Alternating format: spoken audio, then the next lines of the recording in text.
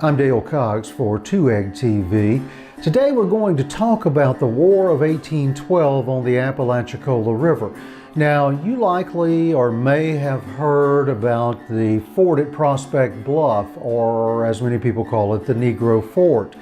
And this is often talked about when it comes to the story of the Maroons or the colonial Marines that the British formed and trained there. And many people view this fort as the largest fort or the most well-known fort that existed on the river. What you may not know, though, is that in the winter of 1814, 1815, most of those colonial Marines were actually stationed upriver at two other locations. One of these was Nichols Outpost, a fort that existed where the city of Chattahoochee is located today. That fort stood atop a large prehistoric mound at River Landing Park in Chattahoochee. And the other was at a place called Perrymanstown, or Toctoetla in the Native American speech of the time. We're going to tell you about both of those locations today. Recent discoveries in the National Archives of Great Britain were really exciting and surprising because they tell us that during December of 1814 through about February of 1815, during the time that the main British Army was attacking New Orleans, the British forces on the Apalachicola River were actually concentrated up at Nichols Outpost and at Perrymanstown. This was a surprising discovery because it's always been thought that most of those colonial Marines or Maroon forces were at Prospect Bluff. This was not the case. They were actually up at the confluence of the Chattahoochee and Flint Rivers. These records indicate that at least 180 of the colonial Marines were at not Prospect Bluff, but Nichols Outpost.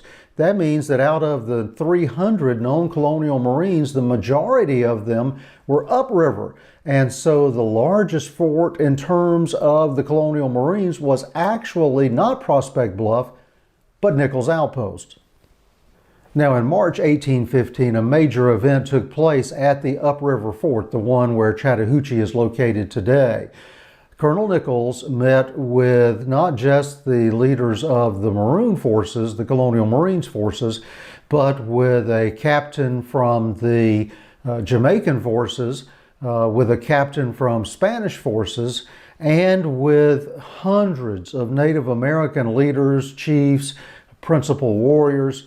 And they drafted a document that many today call the Treaty of Nichols Outpost.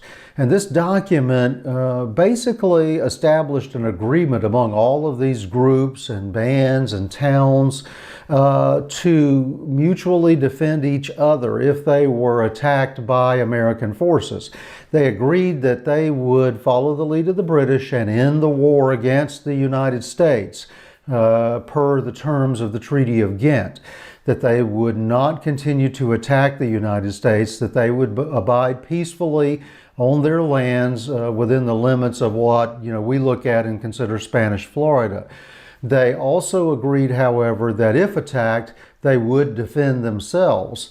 They all signed this document together, requesting that the British establish a port at the mouth of the Apalachicola River to trade with them, to supply them, that the British would recognize them as an independent group.